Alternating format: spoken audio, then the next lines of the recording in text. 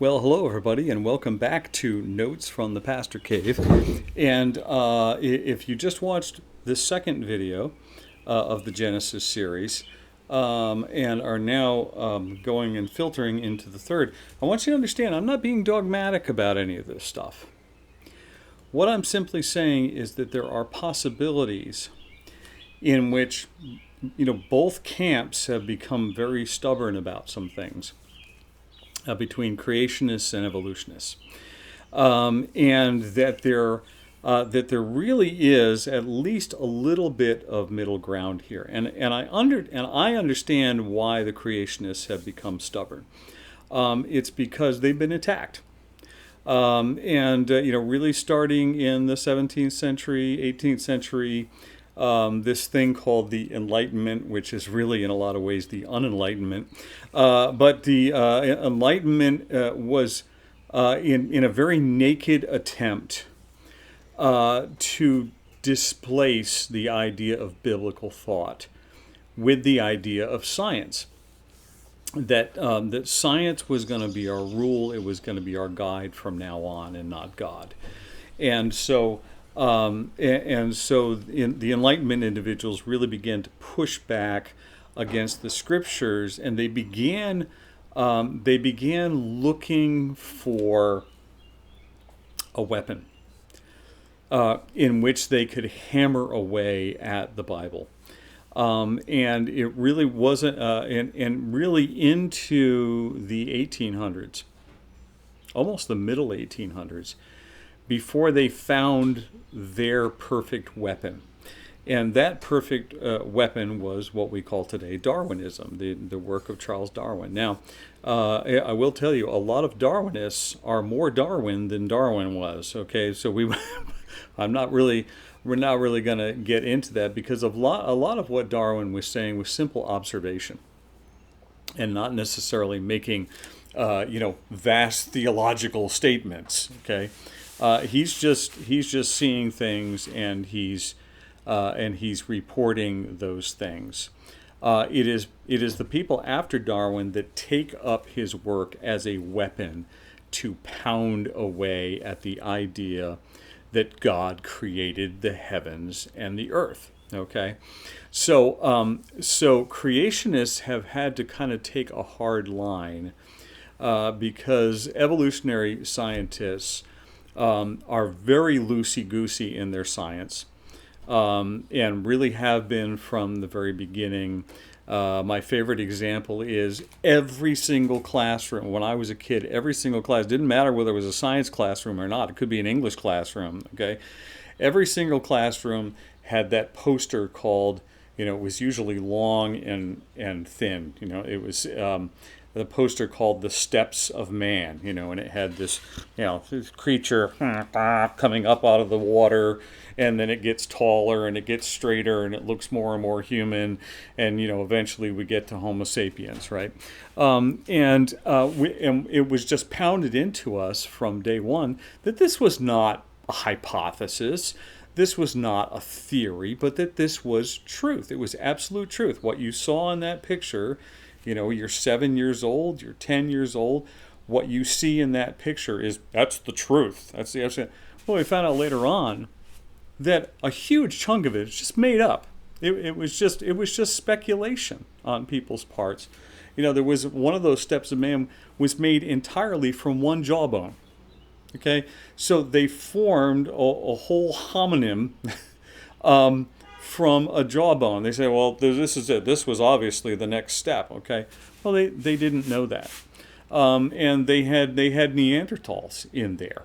In those steps, we found out later on Neanderthals are cousins of us. They are not in the direct line. Okay, so there's been a lot of really bad science around evolution because they're always so eager to try to disprove the scriptures. All right, this is the constant. This is the hue and cry of evolutionary thought is, haha, we've got science. There is no God. Okay, so there really is middle ground, and the middle ground, of course, is that God created the heavens and the earth.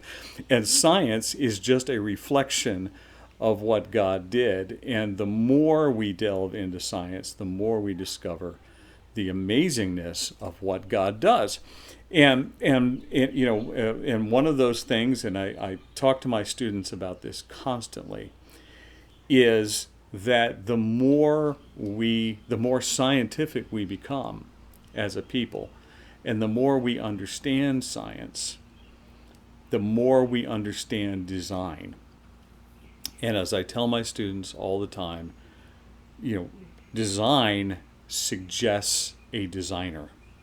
Design suggests a designer. Okay, you can't have design without a designer, and nobody's going to get out of their, no one's going to. I'm not going to leave the house, get in my car, and think that my car just fell from the sky and formed together, or that it came up from the earth, just up. There's a car. I think I'll get in and drive away. Right? Nobody thinks that. Okay. Nobody gets on a plane thinking that the plane just evolved out of things. Okay, they understand that somebody designed the plane. Hopefully not Boeing, they think that somebody has. You assume design in basically every other part of your life, but then you're being told, don't assume design when you're looking at nature. Well, how crazy is that? It's really just a dumb way of thinking, okay? If we can assume design over all these other things in life, why would we assume that there is no design with everything else? Particularly, right, with things like laws of nature, okay? Laws of nature you can't have laws that come out of chaos, okay? The laws of nature are such because there is a designer. But I digress. I get a little too far. I'm going a little too far into the weeds on all of this. But to understand it, and one of the things, and so creationists have gotten kind of touchy about all this, and I entirely understand it. There's great work being done by creation scientists. Answers in Genesis is an amazing organization. Other organizations like it, they're just phenomenal. They do phenomenal work, but that doesn't mean that I agree 100% with them.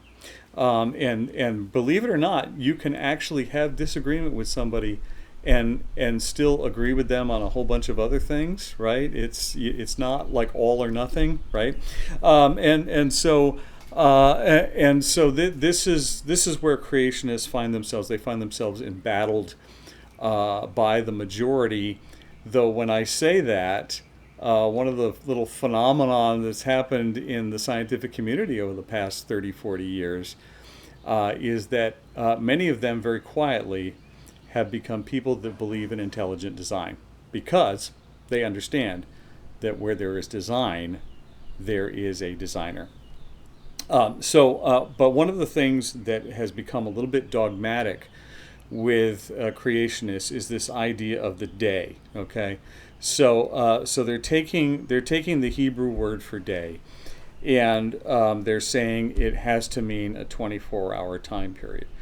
That represents to me a misunderstanding of the Hebrew language as a whole. And the way that I explain that is when you think of Hebrew is a very ancient language, and it tends to be that the more ancient the language, the fewer words that it has. Okay, so if you think many less words in Hebrew than there are in, say, English, for instance, or any of the Latin languages. So if you think of each Hebrew word as a suitcase, okay, and they're all these suitcases lined up, okay? Every word in the Hebrew language is lined up like a suitcase, okay? Because there are so few suitcases, then every Hebrew word has to have all kinds of meanings stuffed into it, Okay, so if you picture typical college guy suitcase with it's so full that he had to sit on it to get it to close, and put a couple bungee cords around it, and there's still clothes that are kind of sticking out the side. That's what we have with the Hebrew language, and so it's a little bit disingenuous to say that this Hebrew word for time or day only has one definition, because there really aren't any Hebrew words that only have one definition. It just doesn't, the language just simply isn't constructed that way. So we can entirely understand that there can be a time period from verse 3 to verse 13. Okay, let there be an expanse in the midst of the water. Let it separate the waters from the waters from the waters. God made the expanse, and by the way, there's a point of agreement there. Most secular scientists actually believe that there was a great water vapor cloud that covered the earth at one time, and so we have the water above and the water, of course, that's in the seas. God made the expanse, separated the waters that were under the expanse from the waters that were above the expanse. And it was so. And God called the expanse heaven, or the heavens. And there was evening and there was morning the second day. Boom, there it is. Tell me you know what that time period is, okay? Because you don't, and I don't, and neither does anybody else, okay? Next day, God said, let the waters under the heavens be gathered together into one place, and let the dry land appear.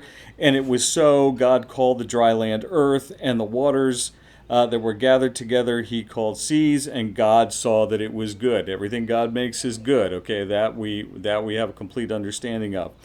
God said, let the earth sprout vegetation, plants yielding seed, fruit, trees bearing fruit, in which is their seed. Okay, there's plants coming up according to its kind on the earth, and it was so. The earth brought forth vegetation, plants yielding seed according to their own kinds, species, and trees bearing fruit in which there is their seed, each according to its kind. And God saw that it was good. And there was, look at this, evening, and there was morning, the third day. Okay, that could be millions of years. That could be billions of years. And again, the creationists, we're not compelled to have to explain that. Okay, it's the evolutionists that have to explain old Earth, because otherwise they got nothing. Okay, and so we do not know what light and darkness means time-wise during all of these verses going up to 13. We have no idea, and my guess is we'll never have any idea.